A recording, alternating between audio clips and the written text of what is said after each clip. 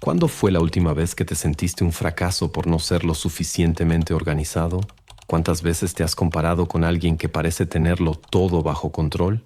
¿Realmente crees que existe alguien que nunca pierde el control de su propia vida? ¿Sabes esa persona que sigues en las redes sociales que parece tener la vida perfecta, organizada, productiva, siempre en control? Déjame contarte algo. Te está mintiendo. Y lo peor, te estás mintiendo a ti mismo al tratar de ser así.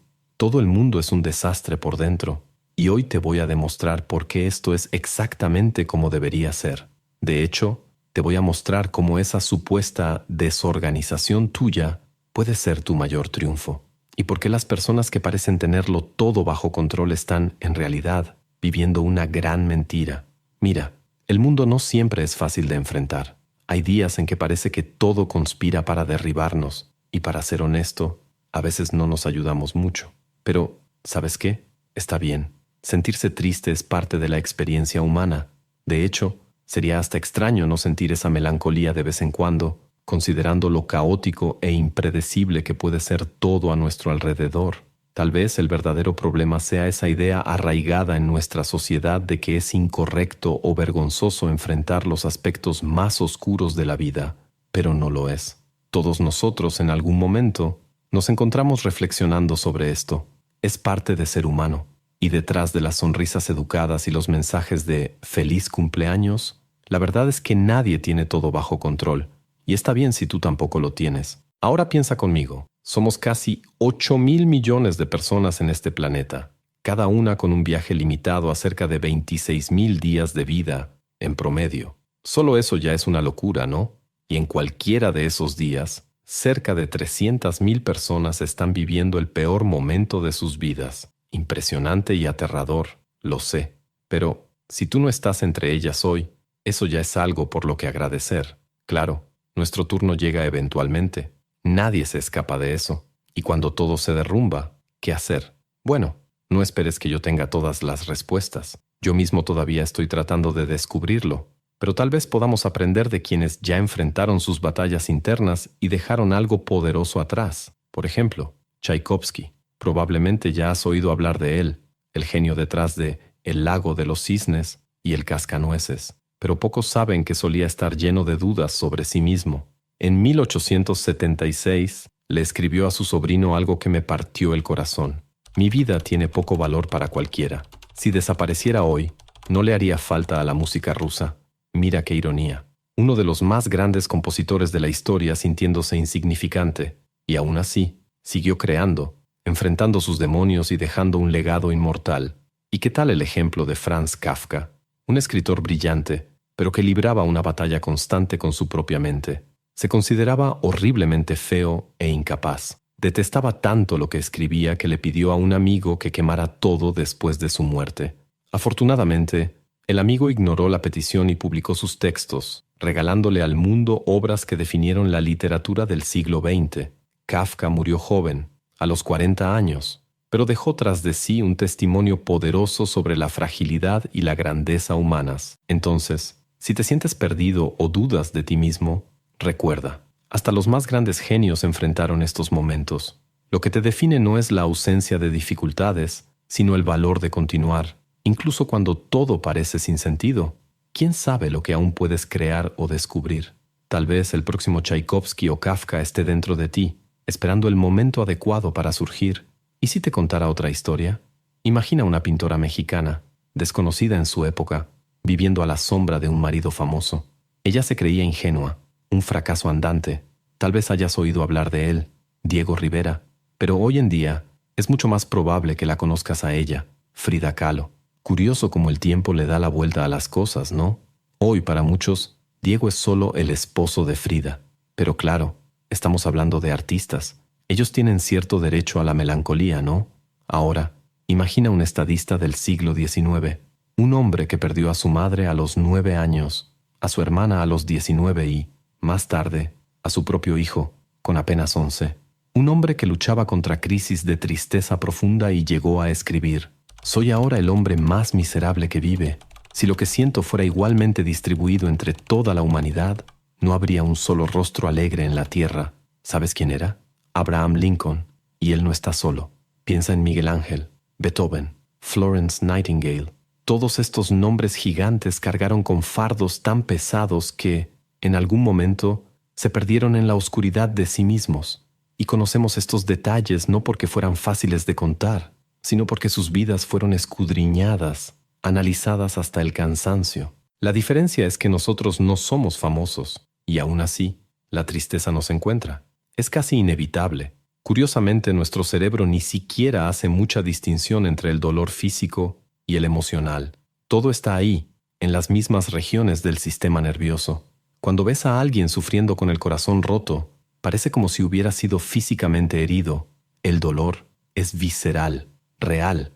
Y aquí estamos, todos nosotros, en pleno siglo XXI, lidiando con las mismas sombras que han atormentado a la humanidad durante milenios. Las civilizaciones antiguas nos dejaron manuales para cuidar los cuerpos, para curar estómagos enfermos, huesos rotos. Pero, ¿y las almas? ¿Por qué hasta hoy no hemos encontrado una manera clara, colectiva, de remendar aquello que se rompe dentro de nosotros? Tal vez la respuesta esté en el propio viaje, no en encontrar soluciones rápidas, sino en aprender a navegar estos mares turbulentos, reconociendo que la oscuridad es parte de la experiencia de vivir. Tal vez sea porque, en el fondo, es casi imposible poner ciertas cosas en palabras. Incluso para nosotros mismos, a veces nos falta vocabulario para describir lo que sentimos. El inglés, por ejemplo, no es muy bueno cuando se trata de expresar emociones complejas, principalmente aquellas más melancólicas. Otros idiomas logran ser mucho más precisos. Mira, en árabe existe ya, que significa el deseo de morir antes que alguien que amas, para no tener que soportar vivir sin esa persona. Conmovedor, ¿no? O el francés, l'esprit de l'escalier, que se traduce como el espíritu de la escalera. Esa sensación agridulce de pensar en la respuesta perfecta para una situación vergonzosa, pero solo cuando ya es demasiado tarde. ¿Y qué tal el italiano? Tienen cavaliere scalati, que es literalmente repollo recalentado, una forma poética y un poco cínica de describir el intento de reavivar una relación que ya fracasó. Spoiler, tampoco funcionará esta vez. Por favor, no insistas. ¿Y el portugués? Es maravilloso creando palabras que capturan momentos tan específicos como universales, como cafuné, el gesto de pasar los dedos por el cabello de quien quieres. Y el japonés tiene koinoyokan, esa sensación casi mágica al conocer a alguien de que hay una buena probabilidad de que se enamoren. Mi preferida, sin embargo, viene del alemán Waldeinsamkeit. Literalmente significa la soledad del bosque, pero el término conlleva una complejidad que depende del contexto. Puede ser una experiencia de paz, una profunda conexión con la naturaleza, o, dependiendo de la situación, puede ser terriblemente aterrador. Imagínate solo, al atardecer, sin mapa, sin compañía, con esa sensación creciente de que tal vez no encuentres el camino de regreso. Ahora, ¿te das cuenta de cómo estas palabras revelan algo más grande sobre las culturas que las crearon? Tomemos, por ejemplo, la literatura china. Comencemos con Zhang Songchang, un señor de la guerra del siglo XIX que también incursionó en la poesía. Sus obras son una mezcla de irreverencia y brutal honestidad, como en el poema donde escribe: «Tú me mandas a hacer esto, él me manda a hacer aquello. Todos ustedes son unos bastardos». Pues sí, esto fue real. O también, el dios del cielo también se llama San. ¿Por qué complica mi vida? Si no llueve en 3 días, voy a demoler su templo. Después de eso, voy a bombardear a su madre con cañones. Todo un personaje, por decirlo menos. Pero si nos remontamos unos 2500 años atrás, encontramos una figura muy diferente. Lao Tzu, el legendario filósofo chino. Cuenta la leyenda que, cansado del tumulto del mundo, decidió retirarse a una vida de aislamiento. Sin embargo, al llegar a las puertas de la ciudad, fue detenido por un guardia que lo reconoció y le pidió que registrara toda su sabiduría antes de partir. Lao Tzu aceptó y escribió el Tao Te Ching, un texto breve pero profundo que fundó el taoísmo. Sus enseñanzas, hasta hoy, inspiran a millones de personas alrededor del mundo, especialmente en China y regiones vecinas. Palabras, ideas, lenguas, tienen ese poder de conectar lo que parece desconectado, de traducir sentimientos que ni siquiera sabíamos que teníamos. Y tal vez, solo tal vez, el secreto no sea encontrar las palabras perfectas, sino aprender a escuchar lo que hay detrás de ellas, Hay una belleza enigmática en la filosofía oriental que siempre me ha fascinado, especialmente cuando hablamos del taoísmo. Déjame compartirte algunas reflexiones sobre esta antigua sabiduría que, curiosamente, sigue siendo tan actual. El Tao Te Ching, esta obra que trasciende el tiempo, llegó hasta nosotros envuelta en misterio. Su supuesto autor, Laozi, es más una leyenda que una figura histórica, y tal vez sea mejor así. Lo que verdaderamente importa es el mensaje que esta obra nos trae sobre el Tao, ese concepto que podemos entender como el camino o la vía. Imagina el universo desenvolviéndose naturalmente, como un río que sigue su curso sin necesitar un manual de instrucciones. ¿Sabes esa sensación de que, cuanto más intentamos entender todo, más nos damos cuenta de lo poco que sabemos? El taoísmo abraza esta limitación con una sabiduría sorprendente. Cósmicamente, somos minúsculos. Históricamente, somos pasajeros. ¿Y personalmente? Bueno, ¿cuántas veces te has encontrado siendo un completo extraño para ti mismo? Es en este contexto que el taoísmo nos presenta un concepto revolucionario, el Wu Wei, el arte de la no acción, o mejor dicho, de la acción sin esfuerzo. Es como observar la naturaleza. ¿Has visto alguna vez a un río esforzándose por fluir? ¿O a un árbol intentando crecer con todas sus fuerzas? Las cosas simplemente suceden, siguen su curso natural. De la misma manera, nuestras acciones más auténticas vienen de un lugar de naturalidad, no de control obsesivo. Los antiguos taoístas, aun habiendo vivido hace más de 2 milenios, eran personas como nosotros. Enfrentaban guerras, pérdidas, cambios políticos y aquella eterna pregunta, ¿cómo lidiar con todo este caos? Su respuesta: aceptar que vivimos no en un mundo perfectamente ordenado, sino en algo más parecido a un fascinante e impredecible circo cósmico. Es particularmente interesante notar que el taoísmo floreció durante un periodo de intenso conflicto en la antigua China, conocido como los estados combatientes. En medio del caos político y social, esta filosofía emergió ofreciendo una perspectiva revolucionaria. En lugar de luchar contra la corriente, ¿qué tal aprender a nadar con ella? Esta sabiduría se traduce en frases que parecen sencillas, pero son profundamente transformadoras. La felicidad llega cuando dejamos de perseguirla, o solo encontramos paz cuando aprendemos a soltar. Es como aquella metáfora del agua turbia.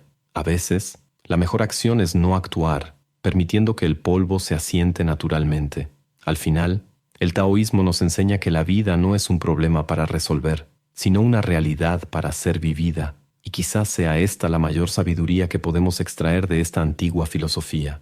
El arte de vivir no está en el control, sino en la danza fluida con lo impredecible. ¿Sabes qué me fascina de la historia humana? Cómo los momentos más oscuros frecuentemente se convierten en cuna de las ideas más luminosas. Es casi como si necesitáramos ser sacudidos para despertar nuestra sabiduría más profunda. Piensa conmigo, cuando la antigua China se sumergió en un caos sin precedentes, fue exactamente ahí cuando surgieron algunas de las filosofías más profundas sobre cómo navegar en aguas turbulentas. Curioso, ¿no? Parece que necesitamos enfrentarnos al caos para empezar a pensar seriamente sobre el orden. Y no fue un caso aislado. Mientras esto sucedía en China, del otro lado del mundo, Atenas estaba siendo devastada en la guerra del Peloponeso. ¿Y qué nace de este escenario devastador? El estoicismo, una filosofía que esencialmente nos enseña a hacer limonada cuando la vida nos da limones, o, como me gusta decir, asar bombones en el fuego que no podemos apagar. La historia continuó su curso implacable.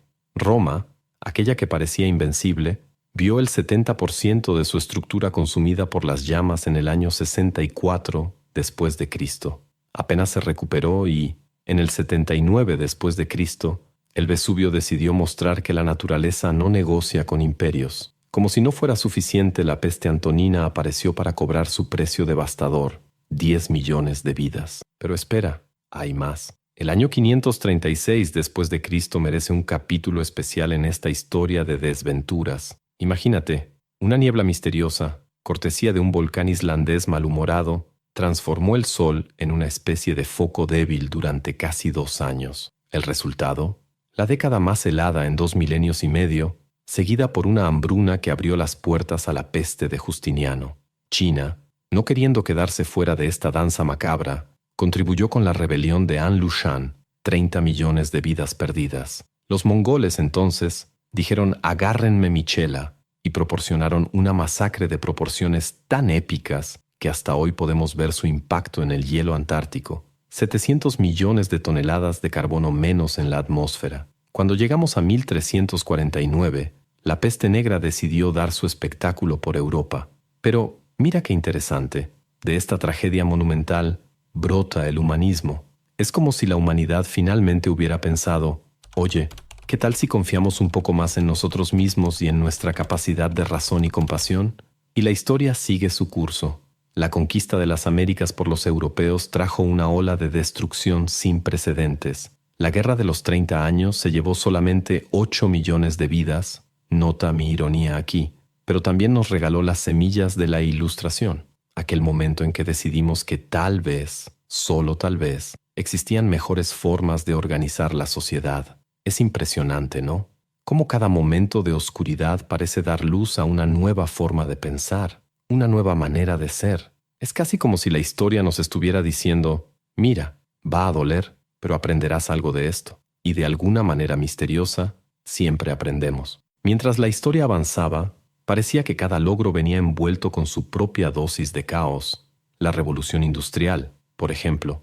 Qué maravilla de innovación, ¿verdad? Pero junto con las máquinas de vapor llegaron las colonias marginales y una pobreza que haría que cualquiera cuestionara si realmente estábamos progresando. Aún así, de ese escenario gris, brotaron el romanticismo y el utopismo, como flores tercas naciendo en el asfalto, y cuando creíamos haberlo visto todo, el siglo XX decidió regalarnos 2 guerras mundiales. La primera se llevó 50 millones de vidas, la segunda sumó otros 70 millones a esa cuenta macabra. Pero ¿sabes qué es realmente fascinante? Fue justamente de ese escenario apocalíptico que emergieron algunas de las reflexiones más profundas sobre la condición humana, el existencialismo, el deísmo, el pacifismo. Mira, sería genial si pudiéramos saltarnos la parte de las tragedias, ¿no? Pero hay algo extraordinario en cómo nosotros, los seres humanos, logramos levantarnos incluso cuando todo parece derrumbarse. Es como si hubiéramos heredado de nuestros antepasados esa capacidad de mirar al abismo y, en vez de retroceder, encontrar allí algún tipo de sabiduría, a veces hasta acompañada de una cerveza bien fría, porque seamos honestos, filosofar es un trabajo que da sed. Esto me recuerda a un vecino que tuve, ese tipo de persona que encuentra el lado positivo hasta en el apocalipsis. Cada vez que mencionaba algún problema, una bicicleta robada, un pie fracturado, él respondía con una sonrisa. ¡Qué maravilla! Imagínate cuánto vas a crecer con esto. Al principio, lo confieso, tenía ganas de probar en él algunas técnicas medievales de tortura, hasta que un día, husmeando en el sótano del edificio, sí, soy de los que exploran sótanos, encontré un viejo obituario. Era de su esposa. Allí, en ese pedazo de papel amarillento, todo su optimismo irritante cobró un nuevo significado. No era ingenuidad, era supervivencia. Era su forma de decirle al universo, puedes derribarme, pero no me mantendrás en el suelo. ¿Sabes esa sensación de cuando eres niño y los adultos te van presentando el mundo? Te muestran la biblioteca, el parque, la heladería, pero olvidan mencionar esa cueva oscura de la desesperación que existe en algún lugar del mapa, ese lugar donde, inevitablemente, todos vamos a parar en algún momento. Nadie te prepara para eso, ¿verdad? Un día simplemente despiertas allí dentro, aparentemente solo, tanteando en la oscuridad, y quizás esa sea la gran ironía de la vida. Todos cargamos nuestras propias cuevas, nuestras propias batallas silenciosas. Algunos eligen sonreír ante el abismo, otros prefieren maldecir al universo, y está bien. Lo importante es entender que, de alguna forma misteriosa, estas experiencias nos transforman, no siempre para mejor, es cierto, pero siempre hacia algo más profundo, más real. Al final, quizás la verdadera sabiduría no esté en evitar las cuevas, sino en aprender a cargar una linterna. Y quién sabe, al iluminar nuestro propio camino, terminamos ayudando a otros a encontrar el suyo también. ¿Sabes esa sensación de estar perdido en una cueva oscura? Intentas usar la brújula, pero solo gira desorientada. Tus manos quedan en carne viva tratando de cavar una salida. Y afuera, puedes escuchar al mundo continuar, las risas distantes de personas viviendo sus vidas normalmente, mientras tú estás ahí, sentado en la oscuridad, grabando tu nombre en la pared porque, bueno, ¿qué más queda por hacer? Pero aquí está la parte interesante. Eventualmente, sales. A veces con ayuda de amigos, otras veces por caminos tan misteriosos como los que te llevaron hasta allí. Y cuando todo vuelve a la normalidad, algo curioso sucede. Puede que hasta te encuentres queriendo volver a esa cueva, esta vez con una linterna en la mano. ¿Y sabes qué descubres? Tu nombre no está solo en esa pared.